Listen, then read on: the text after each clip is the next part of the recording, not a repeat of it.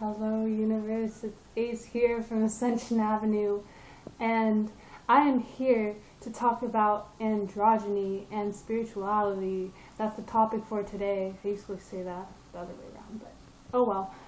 Okay, so I don't really have this planned, but I'm gonna speak from my heart and see what happens. Okay, so androgyny and spirituality. That's a very interesting topic for me. It's very spicy, as they call it. I'm first going to talk about like my personal story. Okay, well, I identify as an androgynous being. Ultimately, I identify as something beyond, labels and stuff. But, sometimes you have to label yourself to get by. And if anything, I identify as being androgynous. Instead of male or female, I identify as androgynous. Androgynous people are gender neutral. That's ultimately, I like that term. I like those terms equally, but gender neutral makes more sense to me. So, androgynous people or gender neutral people are people that are, to me, more balanced. Like, you definitely can identify as female and still be balanced, or you can identify as male and be balanced. There's a lot of people like that, and they still embrace their gender binary names, or whatever you want to call it. But for me, like, I honestly don't feel comfortable calling myself a female, or I don't feel comfortable calling myself a male, just because I don't feel strictly as one or the other. I feel like both, and I feel like I'm beyond that. And I know a lot of people that also do feel that way. So ultimately, I feel like both. And a lot of people I know, surprisingly, are understanding of that. Like, the world we live in, we're expanding to a point where we begin to understand that there's a lot more than just this gender binary going on inside of us.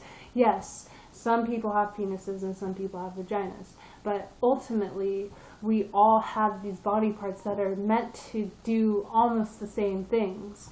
Like, on a more higher level, on a more lower level, yes, they're used to reproduce. On a higher level, they're used for love and expansion, and they can be tools. They can be used as tools. So why are we looking at just strictly the lower level, primitive, very ape-like functions of these things when we're humans? We're not apes anymore. We're not primitive cavemen. We live in a more higher functioning society. Not higher functioning, but like, we are able to use our intellect and our brains for certain things. So why are we still getting caught up in these gender binaries, looking at, well, this is used for this and that is for that and blah, blah, blah, blah, blah. Like, I believe that people that are androgynous or gender neutral have a more heightened understanding of this stuff, and they're here to teach the world. Like, I know I'm here to teach the world about these things, and I'm here to set an example. Like, it's okay to be what you want to be and stop worrying about what people want you to be, because I see a lot of people who identify as female or male dress in that stereotypical way of what it means to be that, based off of what other people want from them. Like, if we were truly free, I would see people dressing however the fuck they want.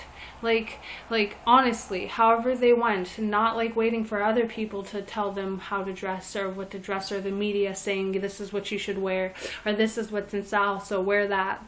I wear stuff that's in style and I'm not bashing on it. I like fashion. I like people that dress nice according to society. I don't know if that's been programmed in my brain to want to do that, or it's something that's inherent. Like, these clothes are built to captivate certain parts of our brain, to make certain parts of our brain light up, because that could be true as well. But ultimately, I feel like we are genderless until society tells us there's this binary. Because there's not just this binary, there's people with penises and vaginas, but on a gender scale, there's all this in-between range. There's that highly feminine and highly masculine, there's all of this in-between space. Nothing is ever black or white, like we've been taught to believe. And there could be things like black or white, but I don't think black and white are opposites. I don't really think I'm going to slow down. I don't think orange and blue are opposites. They're just colors, and if you put it on the wheel, they happen to be across from each other. That doesn't mean they're opposites. They're all a part of the same wheel still. They're just on a wheel, they happen to be across from each other. And if you happen to stare at the color orange, or you'll get blue, I think, if you close your eyes. I don't know, nothing, sorry. But, like, straight up, like, I don't think male is opposite to female and female is opposite to male. I think we're both a part of the same thing, and we are here to do certain things, like, yes, males and females should still reproduce, yeah, so we have more children. But at the same time, I still feel like we should be open to different ways of experiencing our physical reality, instead of just saying, I'm only here to get married and have a wife and have children and have a house and have one dog that is a chihuahua that I can take on walks after when I get home from work. And that is all I'm going to do. And I'm going to go to my 9-to-5 job. Did I already talk about my job? I think I did. And it's just like stuff like that. It's just like we're breaking out of that old paradigm and realizing that you can do whatever the fuck you want, and you don't have to fall enslaved into the system. And yes, you will be ridiculed. Yes, you will be made fun of, but that doesn't matter. Even if you have that 9-to-5 job and 3 children and 1 dog, 2 children? I don't know. If you're that guy named Joe that I was just impersonating, you'll get made fun of still. Like, you just have to move past that. And I think that this is what we're all here to learn, how to become more disciplined and more stronger in spirit. And I feel like for me, androgynous people are a lot more stronger in spirit, because they're the forerunners. They're the ones who are tired of being in this binary. They're the ones who just don't give a fuck anymore. You know, like, I personally don't. I mean, yes, there are people who still do give a fuck that identify as androgynous or gender neutral. But personally, like, I am what I am, and if people make fun of me for being what I am, then that's just, like, something, you know, that they have to deal with on their own terms. Essentially, I think people who are gender neutral or androgynous are more spiritually evolved.